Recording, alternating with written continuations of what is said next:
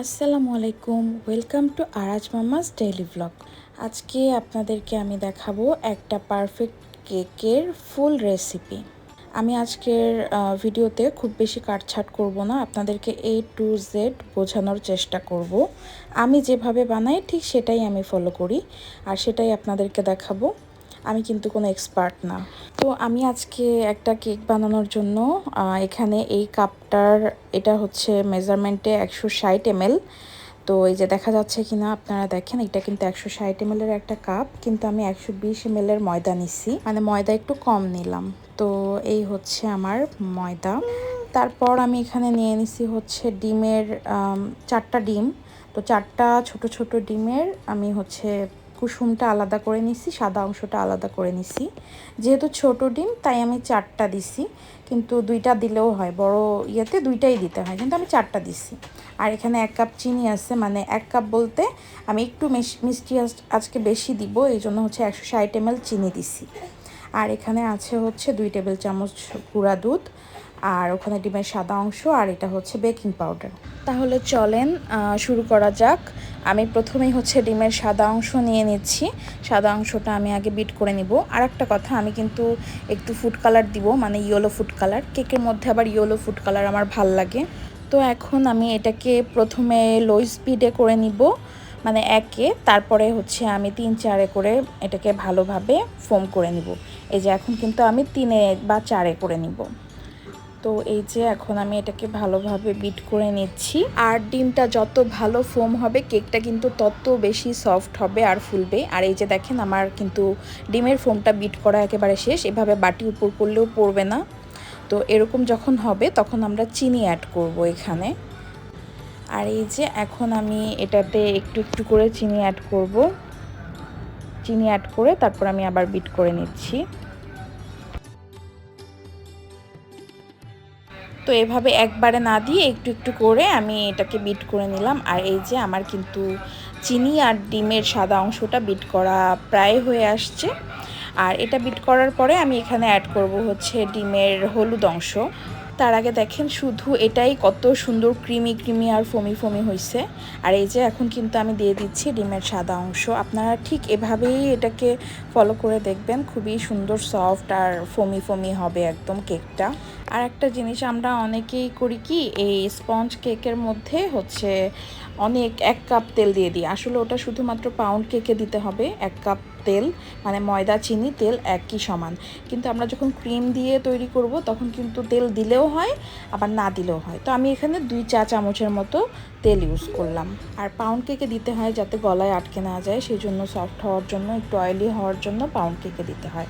আমার কিন্তু এটা বিট করা একেবারে শেষ। এখন আমি হচ্ছে এই যে দেখেন কি সুন্দর একটা ফোমি ফোমি ভাব হইছে আর খুবই মানে স্মুথ হইছে একদম।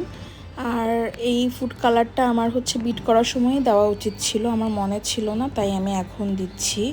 আর কেকের মধ্যে হালকা হালকা ইয়েলো ভাব আমার বেশ ভাল লাগে, এই জন্যই আমি এটা ইউজ করি। আর এখন আমি শুকনা উপকরণগুলো দিব। এখানে 120 ml ময়দা দিয়ে দিলাম। তারপরে দিয়ে দিব হচ্ছে 2 টেবিল চামচ গুঁড়া দুধ। আর এখন দিয়ে দিব এই চামচের 2 চামচ হচ্ছে বেকিং পাউডার। আর এখন আমি এই শুকনো উপকরণগুলো এখানে চেলে নিব। চালার পরে যেই শুকনা এই দানাগুলো থাকবে এগুলো কিন্তু ফেলে দেওয়া যাবে না, এটাও আমরা ভালোভাবে মিক্স করে দিয়ে দিব। এখন এই শুকনো উপকরণগুলো একইভাবে সুন্দর করে ঘুরায় ঘুরায় মিক্স করতে হবে। এলোপাথারিভাবে কিন্তু করা যাবে না, মানে একেবারেই এলোপাথারি এভাবে করা যাবে না, এটাকে সুন্দর করে একই শেপে করতে হবে। তো আমি এভাবে ভালোভাবে মিক্স করে নিচ্ছি। এখন আমি একটা মোল্ডে এই ব্যাটারটাকে ভালোভাবে উপর থেকে উঁচু করে ঢেলে নিব। এতে করে হয় কি, বাবল ক্রিয়েট হয় না। এই যে আমার ব্যাটারটা ঢালা হয়ে গেছে, এখন আমি এটাকে একটু ড্যাব ড্যাব করে নিব। আর আমি কিন্তু আপনাদেরকে আমি যেভাবে করি সেভাবেই দেখাচ্ছি, আপনারা এভাবেই ফলো করিয়েন। আমি কিন্তু কোনো খুব একটা কাটছাট করি না এই ভিডিওতে। এখন এই যে এভাবে একটু ড্যাব ড্যাব করতে হবে যাতে করে বাবলগুলো বের হয়ে যায়। আর পারলে একটা কাঠি দিয়ে এভাবে রাউন্ড রাউন্ড করে একটু ইয়ে করে দিতে হবে, কি বলে এটাকে জানি না। এখন আমি একটা পাত্র নিয়ে নিচ্ছি, আমি রাইস কুকারের পটে করব। আর ভিতরে একটা স্ট্রেনার দিয়ে দিচ্ছি। এখন আমি এভাবে বাটিটা বসাই এটাকে দিয়ে দিব। আমি প্রেসার কুকার আর এভাবে এই পাত্রেই বানাই। আমার যেহেতু ওভেন নাই এজন্য আমি এভাবেই করি। আর ঢাকনার ফুটাটা এভাবে বন্ধ করে ভারী কিছু দিয়ে দিব। আমি এখানে শিল দিয়ে দিলাম। এখন মোস্ট ইম্পর্ট্যান্ট হচ্ছে চুলার হিট। এই চুলার হিটটা প্রথম থেকেই যদি আমরা লো হিটে দিয়ে দেই তাহলে কিন্তু কেকটা অনেক হইতে সময় লাগে আর ভিতরে কাঁচা থাকে। তো প্রথমে আমরা এভাবে হাই হিটে 5 মিনিট বেক করব। 5 মিনিট হতে হতে এই যে আমার কেকটা দেখেন অনেকটাই বাবল বাবল ক্রিয়েট হয়েছে। আর এত সুন্দর ওয়েদার ছিল, বাইরে ঝড় আসবে আমি যখন কেকটা বানাচ্ছিলাম। আর এই যে এখন কিন্তু আমার 5 মিনিট হয়ে গেছে। এখন আমি এটাকে একটু কমাই দিব। ঠিক আমি এই যে এই পর্যায়ে এটাকে বেক করব 20 থেকে 30 মিনিট বা 35 মিনিটও লাগতে পারে।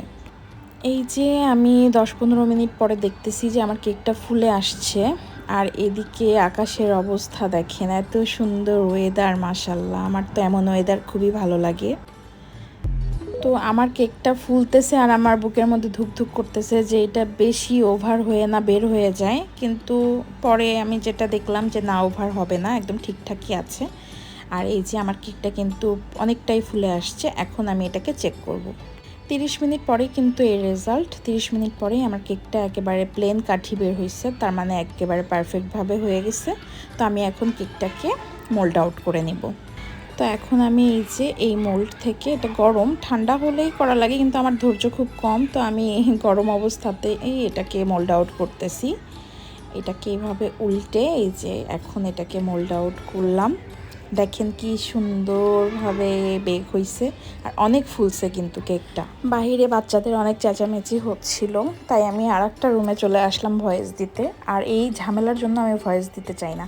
দেখেন আপনারা কেকটা দেখলেই বুঝবেন কি পরিমাণ তুলতুলে হয়েছে। আমি নাড়াচ্ছিলাম আর এটা ফোমের মতো নড়তেছিল, মানে এত সুন্দর হয়েছে। এই যে আমি আবার একটু নাড়াচ্ছি, দেখেন আপনারা দেখলেই বুঝবেন এটা কি পরিমাণ সফট হয়েছে। তো আমি এই ফার্স্ট পার্টে আপনাদের ফুল কেকটা বেক করা দেখাইলাম। আমি নেক্সট পার্টে যদি সম্ভব হয় তাহলে হচ্ছে কেকের ক্রিম বানানো থেকে শুরু করে A to Z আমি দেখানোর চেষ্টা করব। তো আজকে এই পর্যন্তই। আমার কেকের রেসিপি আপনাদের ভালো লাগলে অবশ্যই ভিডিওটা শেয়ার করে দিবেন আর সাপোর্ট করবেন। সবাই ভালো থাকবেন। আল্লাহ হাফেজ।